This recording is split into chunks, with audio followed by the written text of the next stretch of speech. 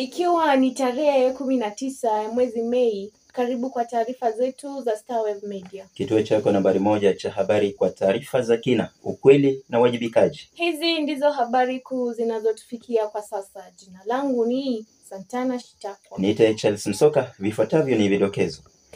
Moto wateketeza makaazi ya wakaazi wa Mathare B na kuleta madhara.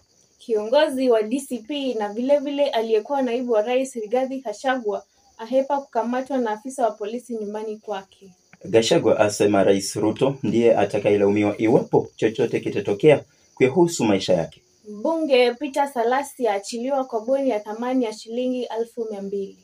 Baadaye tutazipata habari za michezo kutoka kwa Guru bin Ustadh mwenyewe Jakwizo Kelvo. Lakini kwa sasa karibu kwa habari kikamilifu. Watu 4 wamejeruhiwa vibaya katika mkasa wa moto uliotokea saa 8 asubuhi kwenye mtaa wa Mathare B, Nairobi. Wakaazi kadhaa wamepoteza makaazi baada ya moto huo kuteketeza mabanda na mali. Vikosi vya zimamoto na wahudumu wa huduma za kwanza waliwasili eneo hilo na kuzuia moto kusambaa zaidi. Mwanahabari wetu Otieno Rogers ametuandalia makala haya. Polisi na wakazi walisema kuwa watu wengine 4 walijeruhiwa vibaya katika mkasa huo wa moto uliotokea Mathare B. Watu wengine kadhaa walipoteza makazi yao kufuatia moto huo uliolipuka mwendo wa saa 8 usiku wa kuamkia Mei 19. Ilichukua uingiliaji wa magari ya zima moto kutoka kwa jeshi na serikali ya kaunti ya Nairobi kuweza kuzima moto huo uliokuwa ukienea kwa kasi zaidi. Kamanda wa polisi wa Nairobi George Seda alisema kuwa angalau nyumba 8 ziliungua kabisa katika mkasa huo wa moto uliotokea. Moto ya leo imetushitua. Manake imetendeka siku ambayo ni Sunday, na mara mingi sisi traders ambao mnatuona huwa tunachukua stock on Saturdays. Alisema kuwa moto ulianza katika moja ya nyumba zilizojengwa kwa mabati kabla ya kuenea haraka kwa nyumba zingine zilizokuwa karibu. Tunaelewa kuwa waathiriwa walikuwa wamelala wakati moto ulipokuwa umezuka, ndio kwa sababu vipo vile viliweza kushuhudiwa. Aidha, sisi kama wana SW Media tunatuma rambirambi zetu kwa jamaa, familia na marafiki wa waliohusika. Nikiripotia SW Media, langu jina ni Otieno Rogers. Na mwenyekiti wa chama cha DCP na aliye naibu wa rais Rigathi Gachagua ameruka mtego wa polisi alfajiri ya leo. Anatafutwa kwa tuhuma za matamshi yanayodaiwa kuchochea mgawanyiko wa kitaifa. Mwanahabari wetu Priscilla Niva anatutaarifu zaidi. Aliyekuwa naibu wa rais Rigathi Gachagua ameukwepa mtego wa maafisa wa polisi usiku wa kuamkia leo. Hii ni baada ya bwana Gachagua kupata habari za ndani kwamba kuna mpango wa serikali kumkamata. Gachagua anaandamwa baada ya kutoa matamshi ambayo viongozi serikalini wanasema yanaweza kuligawanya taifa, kwani matamshi hayo ni ya chuki na uchochezi kwa wananchi dhidi ya serikali. Kwa sasa kinachotarajiwa kuona iwapo mpango wa kumkamata Gachagua utazaa matunda, kwani amekuwa mpinzani mkuu wa serikali tangu alipoondolewa mamlakani. Nikiripotia SW Media, jina langu ni Priska Neva. Gachagua amemtuhumu Rais William Ruto kwa kuagiza ashughulikiwe mara moja na kwa wote. Amedai hayo katika hotuba fupi nyumbani kwake Karen, Nairobi, akisisitiza kuwa atazungumza kwa kina baadaye. Mwanahabari wetu Patience Muhande na kina cha taarifa hiyo. Aliyekuwa naibu rais Rigathi Gachagua amesema kuwa Rais William Ruto ndiye atakayelaumiwa iwapo lolote litamtokea au iwapo atadhurika kwa vyovyote vile. Akihutubia kikao na wanahabari Karen, Nairobi, Gachagua Jumatatu alidai kwamba maafisa wa usalama kutoka mashirika kadhaa ya kijasusi ya serikali walikuwa wakimfuata Jumapili alipokuwa akihudhuria ibada ya kanisa huko Gatanga, kaunti ya Murang'a. Alidai maafisa hao walinuia kumrushia vitoa machozi vyenye sumu.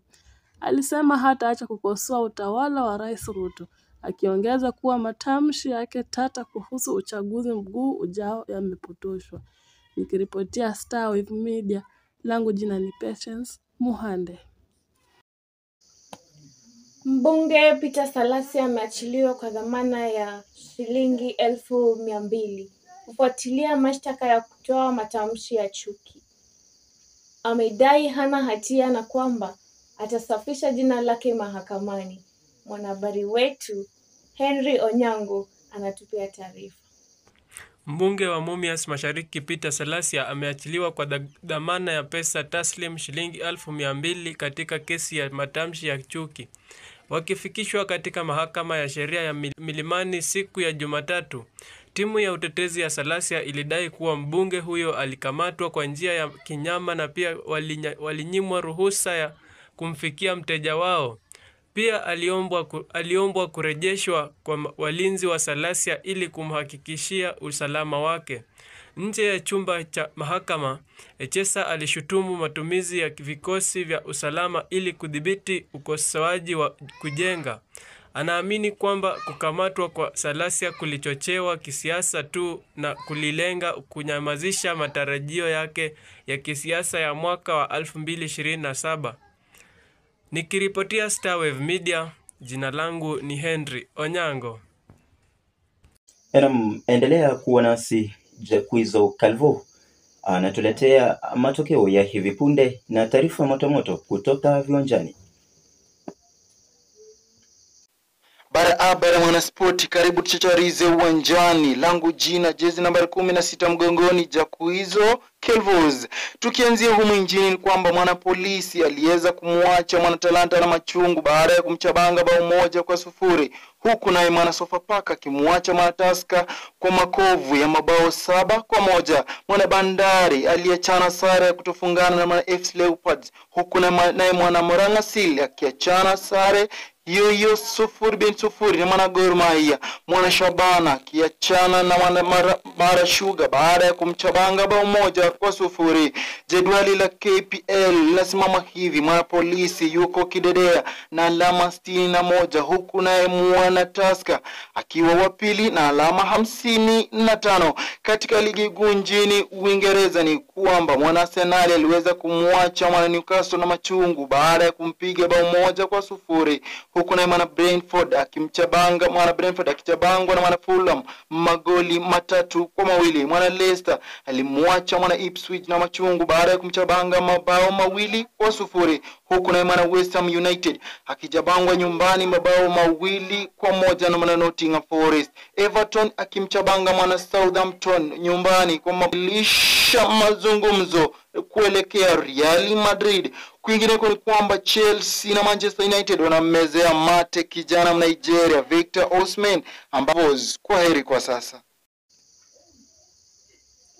Hizi ndizo habari tulizokuandalia kwa sasa. Asante sana kwa muda wako wa kutazama habari hizi.